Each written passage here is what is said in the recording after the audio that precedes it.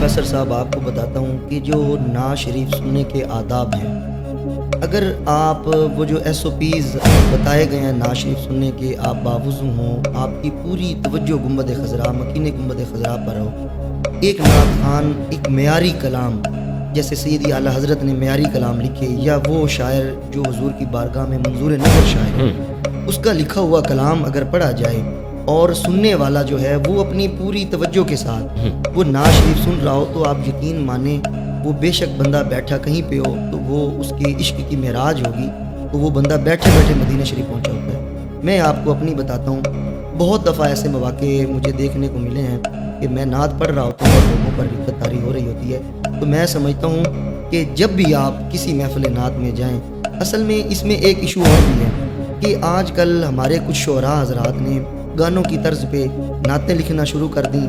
तो वो तवज्जो जो है ना लोगों की, वो तवज्जो दूसरी तरफ चली जाती है। ठीक है, गाने की तर्ज पर वो उनको वो वर्ड्स गाने वाले याद आ जाते हैं, जिससे वो तवज्जो जो गुंबद खज़रा की तरफ हमारी होती है वो तसलसल वो सिलसिला टूट जाता है। होना तो ये चाहिए कि आप नात पढ़ रहे हों, आंखों में आंसू हों और इश्क की महराज हो।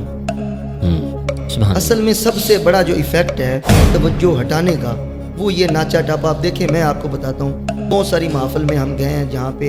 एक दफ वाला सिलसिला होता है, ठीक है, वो देखें मैं उसके खिलाफ नहीं हूँ, वो भी एक चिश्तिया रंग है, बिल्कुल उसका एक अपना मज़ा है।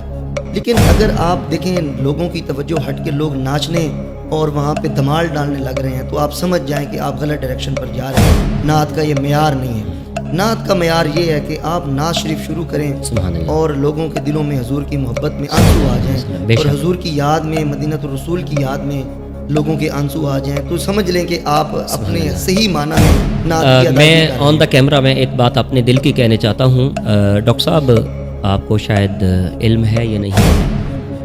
मैं बहुत कम नात खानों को पसंद करता हूँ, बहुत कम, जी बहुत कम करता हूँ मैं। जो हैं चीदा हैं, गिने चुने 2 से 3 बंदे हैं। मैं अगर अपने दोस्तों में आऊँ ना तो मैं सबसे ज़्यादा आपकी नात सर मैं आपको बताता हूँ, मुझे बड़ी खुशी होती है जब मैं ये अपने माजी में जाता हूँ कि आपके जितने इवेंट्स आए हैं, मुझे बड़ा याद है आपकी फोतीदगियाँ हुई हैं या आपके रेवलेंट किसी ने कोई महफिल करवाई है तो आप मुझे दावत देते थे और बाकायदा फरमाइश के साथ। और मैं ये मैं आपको बताता हूँ कि देखिए ना, आपका और हमारा जो एक मोहब्बतों का सिलसिला है वो हुजूर अलैहिस्सलाम के नाम पे है। बेशक। तो मुझे पता है कि हमारे इलाके में बहुत सारे नात खान हैं, मुझसे बहुत सीनियर हैं, मुझसे बहुत अच्छा पढ़ते हैं, लेकिन आपका इंतखाब जो होता था मेरे हवाले से और मुझे जिस अंदाज से स्टेज पे लेके जाना और जिस टाइम पे नात शरीफ पढ़ाना, तो मैं ये आपकी इसको महसूस भी करता था। आपकी नात के अंदर मैंने